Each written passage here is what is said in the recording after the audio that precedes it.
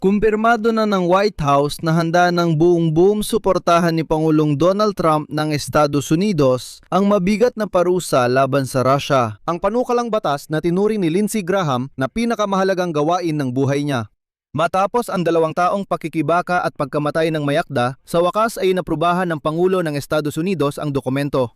Higit pa dyan, ngayong araw, ika-13 ng Hulyo, lalo pa itong pinatibay sa Senado kung saan nagdagdag pa sila ng ilang mga kawili-wiling probisyon. Ngunit narito ang isang hindi komportableng katotohanan para kay Donald Trump na kailangang talakayin ng tapat. Habang 2 taon pa itong tinalakay sa Washington, naipatupad na ng Ukraine ang sarili nilang long-range na parusa. At ang mga ito, di tulad ng mga parusa ng Amerika, ay matagumpay ng gumagana ngayon. Ngayon, nalaman natin ang pagproseso ng langis ng Russia ay bumagsak na sa antas ng taong 2005. At si Vladimir Putin mismo ay unang beses na hayagang umamin. Aniya, oo, ang mga Ukraino ay nagdudulot sa atin ng ilang problema sa mga produktong petrolyo. Sa episode na ito, ano ang sinuportahan ni Donald Trump at kailan ito magkakabisa? Bakit mas epektibo ang mga drone ng Ukraine kaysa sa mga parusa ng Amerika? Ang tanong, pipirmahan ba talaga ni Donald Trump ang mga parusang ito o pananakot lang uli kay Vladimir Putin? Ako si Alexei Pechi. Talakayin natin ito. Pero bago magsimula, sana mag-subscribe kayo sa channel dahil malapit na tayong mag-300,000 subscribers. Magpapasalamat ako kung kayo mismo ay mag-subscribe. Mag-subscribe kayo? Kaya nire-record ko ito ngayong gabi, Hulyo 13. Habang patuloy pa ring inaatake ng mga Ruso gamit ang mga raketa ang kabisera ng Ukraine sa ngayon. Pero talagang mainit ang balita at maaring ikapahamak ito ng mga Ruso.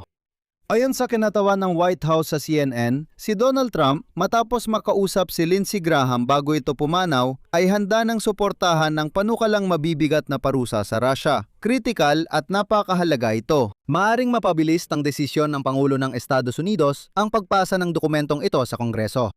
Paalala lang sa mekanismo. Ang panukalang batas ni Lindsey Graham ay nagpapaintulot kay Donald Trump magpatupad ng mataas na taripa sa pag-aangkat mula sa lahat ng bansang patuloy bumibili ng langis, uranium at natural na gas mula Russia.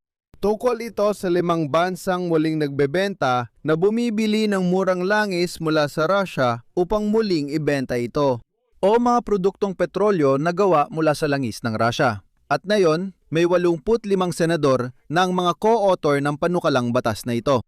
At sapat na ito para malampasan ang presidential veto kung sakaling magbago ang isip ni Trump. Pero ang mga source mula sa White House, syempre, ibang usapan yon. Tinitiyak nila na sinuportahan na raw ni Trump ang tinatawag na matitinding parusa.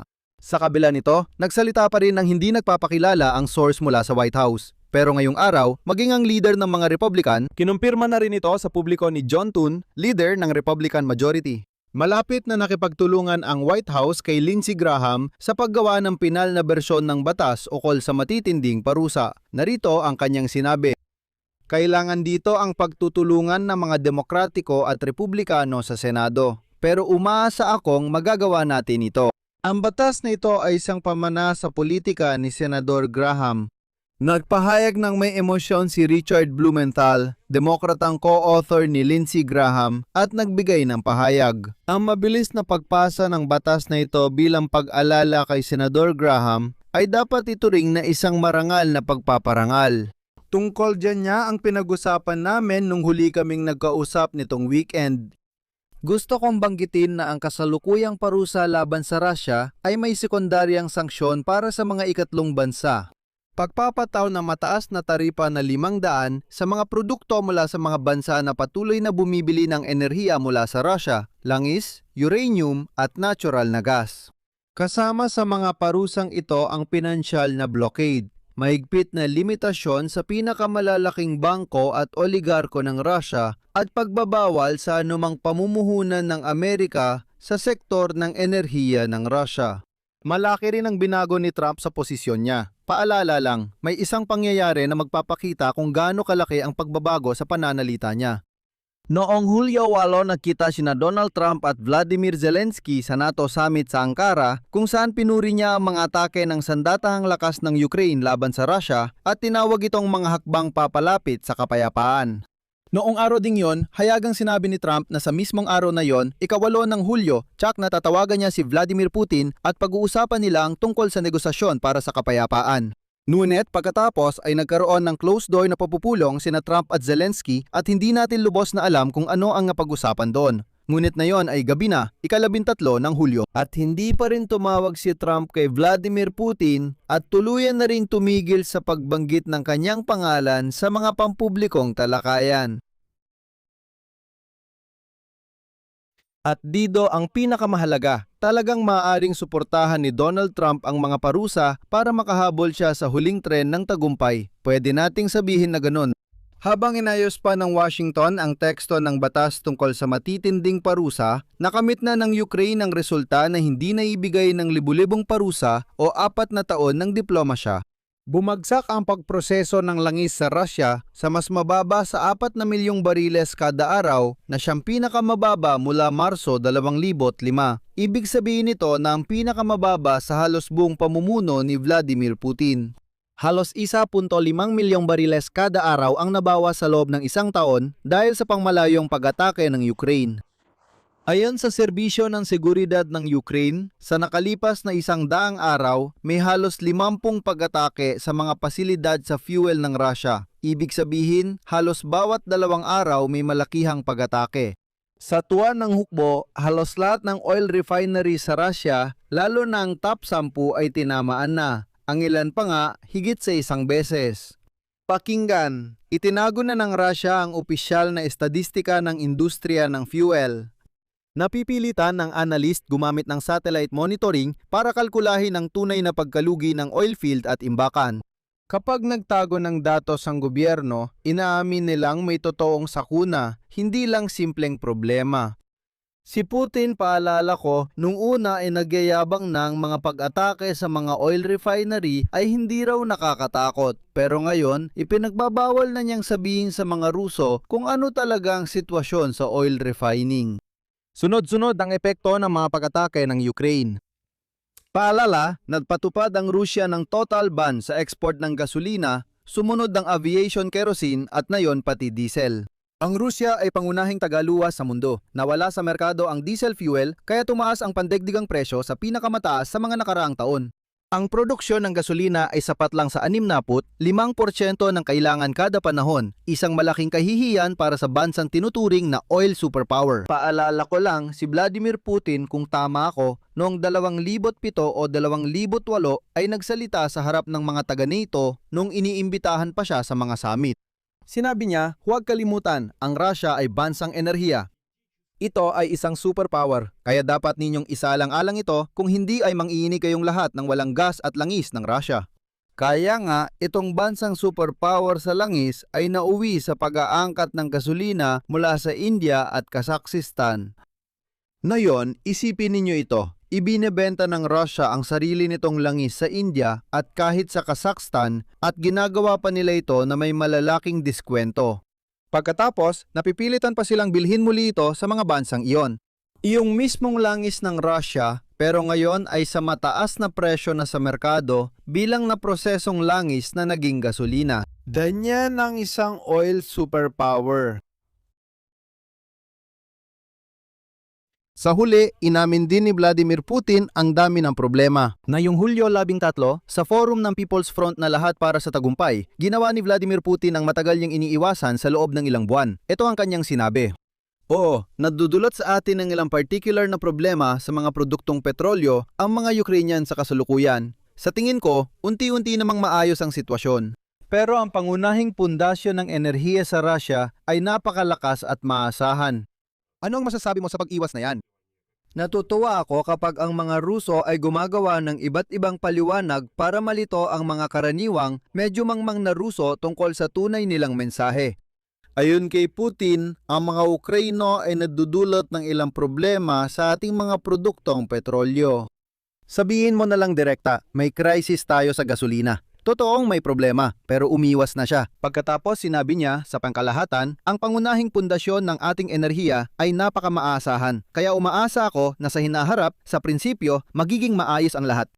Pero bago yon, napilitan si Putin aminin pati ang pang-araw-araw na aspeto. At sinabi niya, at ito ang CP, may problema pa rin sa mga motorista at negosyo. Sa kasamaang palad, may pila pa rin sa mga gasolinahan. Hindi rin palaging makikita ang tamang klase ng gasolina. Sinundan ito ng mga banta na nagpapakita ng kawalan ng kapangyarihan, hindi ng lakas. Matindi ang pagtapak ni Vladimir Putin at binalaan na anumang negatibong sagot ay sasagutin ng katumbas at ilang ulit na mas malakas. Palagi kong sinasabi na ang maruming Rusya ay di makasagot dahil siya ang agresor. Sabi ni Putin, maraming problema pero papatikim tayo sa kanila ngayon kaya wag mag-alala. Kayo namang mga Ruso, magtiis. Sanay na kayong mahalaga sa inyo na masama ang lagay ng kapitbahay, kaya gagawin naming masama ang lagay nila ngayon. Ngunit ang krisis sa gasolina ay hindi lang ekonomiya ang usapan. Umabot na ito sa harapan at na siya namang buong punto ng lahat ng ito. Ayon sa datos ng ATESH, nilimitahan ng pamunuan ng Russia sa Timog Ukraine ang pagpapakarga ng gasolina sa mga mobile na grupong pandigma at unit ng depensa laban sa himpapawid. Gusto ko talagang bigyan diin, pag-isipan nyo ang paikot-ikot na problemang ito.